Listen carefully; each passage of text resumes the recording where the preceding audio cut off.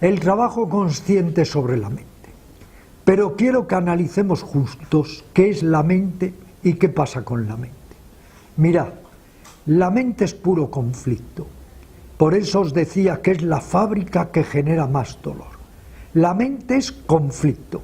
Y vivimos todos dormidos y en el conflicto, o dicho de otra forma, porque estamos dormidos, estamos en el conflicto. El conflicto es división, el conflicto es dualidad, el conflicto es fricción y el conflicto es dolor. El conflicto es oposición innecesaria, el conflicto es resistencia, el conflicto es que somos tan rígidos mental y emocionalmente que todo nos quiebra. Cuando viene un vendaval es capaz de quebrar todos los árboles incluso más robustos, pero el lirio se pliega sobre el suelo y luego se incorpora con todo su esplendor, porque es flexible, porque no crea rechazo, porque no crea conflicto, porque no crea aversión. El conflicto viene de la mente que compara, de la mente que siempre está midiendo. Si comparo que alguien es superior a mí, me crea conflicto y me siento disminuido y entro en sentimiento de inferioridad. Pero si me creo superior a alguien, entro en sentimiento de superioridad. Pero es igualmente, es conflicto, es rechazo, es la incapacidad de fluir con las cosas tal cual son en el momento aquí y ahora. El conflicto que se genera entre el que soy y el que quiero ser, entre el que soy y el que me han dicho que tengo que ser, el conflicto entre el sentido del placer y el sentido del deber, el conflicto entre mi cuerpo y mi mente y mi corazón y mis instintos y mi sexualidad. Estamos atrapados en el laberinto del conflicto y el conflicto genera sueño y el conflicto genera una mente lerda y la mente, en lugar de estar fresca, viva, atenta, aquí, ahora, está siempre en el conflicto, que es también el pasado, que es el futuro, que es el que he sido, el que voy a ser. El conflicto es también lo que pude ser y no fui, lo que quiero ser y no llego a ser, lo que tuvo que pasarme y no me pasó. Es la frustración, es la oscuridad, es la represión, es el dolor. Y la mayoría de nosotros no quiere ver el conflicto. Y entonces se produce un fenómeno que llamamos represión, que es escape, que es creer que metiendo las cosas debajo de la alfombra ya no existen, pero el conflicto sigue, y el conflicto domina toda nuestra vida, y el conflicto hace que siempre estemos anclados en nuestra celda interior, y convertimos al final nuestra mente en nuestra peor prisión. Y por un lado decimos quiero ser libre, y por otro lado seguimos abonando el conflicto, abonando la mente dormida, abonando la mente lerda, y así discurre la vida. Por un lado va la vida y por otro lado va la mente conflictiva, y un día ya no hay tiempo.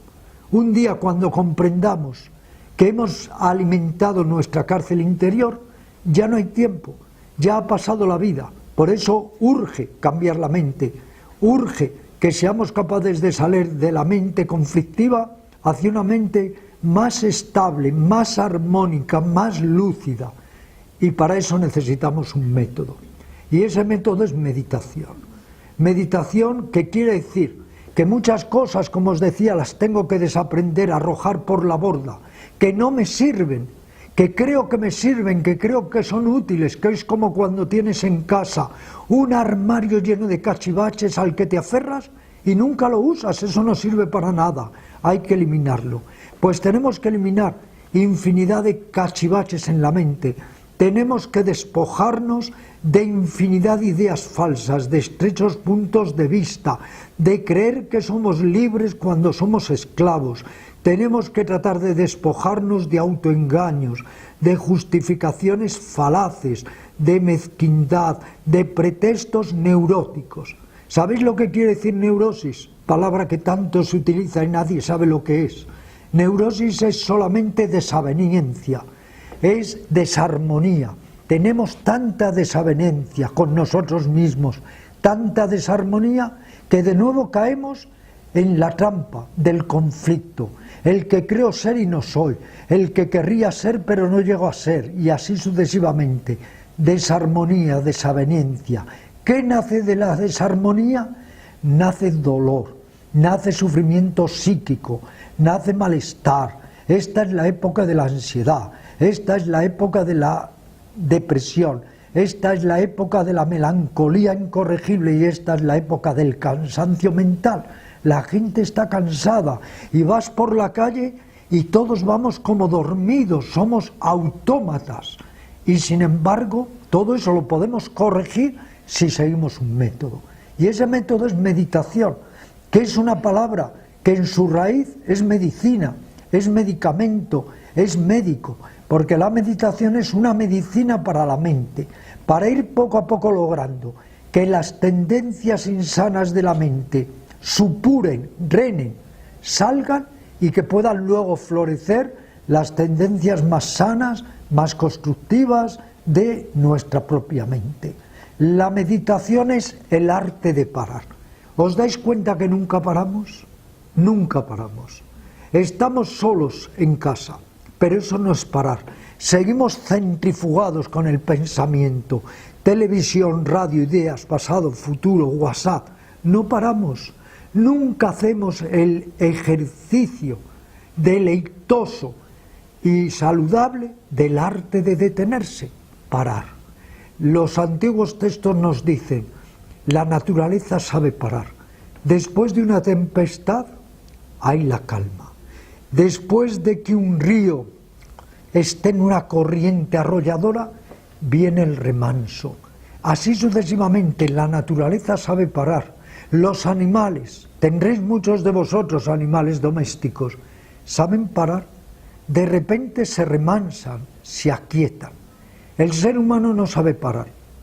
Y al no saber parar, todos los engranajes y engramas de la mente siguen funcionando de una manera desarmónica y neurótica. Hay que parar. Cuando las aguas de un estanque están turbias, si dejamos que se detengan, se esclarecen, se vuelven hermosamente cristalinas. La meditación es el arte de parar. Y cuando paramos, comenzamos a descubrir que hay otra manera de ser, que hay otra manera de ser más allá del pensamiento, más allá de lo que quiero y no quiero ser, más allá del gusto y del disgusto, más allá de preferencias, más allá de codicia desmedida. El arte de detenerse, la detención consciente, para poder ser y para ir poco a poco conectando con un lado de la mente que en el yoga llamamos no mente y que nos pasa totalmente desapercibido. Es la mente sin ideas, es la mente sin tensiones, es la mente que no juzga, es la mente que no compara y que no mide, es la mente que no se afana, es la mente que no está en el antes y en el después, es la mente que se repliega sobre sí misma y experimenta su propia gloria y celebra su propia sensación de ser. Esa mente está en todos nosotros. Unos le llaman la mente quieta, otros le llaman la clara consciencia. Los tibetanos le llaman Dochen. Así sucesivamente. También se le llama la Ummani o no mente, Nirmana Kala o la mansión del silencio. San Juan le llamaba las nadas. Da igual, esa mente está en nosotros. Pero estamos tan enamorados, tan fascinados, tan absortos por todo lo que no es nosotros, que vivimos de espaldas, curiosamente, a nosotros mismos. Por eso la parábola del hijo pródigo tiene una lectura muy profunda y bella. Cuando el hijo pródigo no encuentra la dicha fuera del hogar, ¿qué hace? Vuelve al hogar, pero es el hogar interior, y se reconcilia con el Padre, que es el yo más profundo. Cuando nos damos cuenta de que solamente en el exterior no podemos encontrar real contento, real satisfacción, sentido y propósito de la vida, Entonces uno empieza a volverse hacia sí mismo, que no es que nos hagamos autistas, que no es que nos recreemos en una constante introspección, sino que simplemente de vez en cuando buceamos en las aguas claras, silentes, serenas de nuestro ser más profundo para reencontrar ahí una diferente manera de percibir, de sentir y de ser. Por eso, ya que, como os decía, estamos secuestrados en este cuerpo y en esta mente, tenemos que utilizar el cuerpo y la mente para salir precisamente de nuestro secuestro y encontrar la libertad interior y la paz del espíritu. Este es un trabajo que nadie puede hacer por nosotros, no hay atajos para llegar al cielo. Lo que tenemos que hacer es, con paciencia, utilizar esta herencia espiritual, enseñanzas y métodos, porque todo está dicho, ya nadie decimos nada nuevo, nadie, utilizarlo para nuestro desarrollo interior. Y acabaré esta breve charla diciéndonos, a propósito de esta meta que nos marcamos, ser libres, vivir más despiertos, como decía un poeta alemán, si lo quieres, no es un sueño. Gracias, buenas tardes.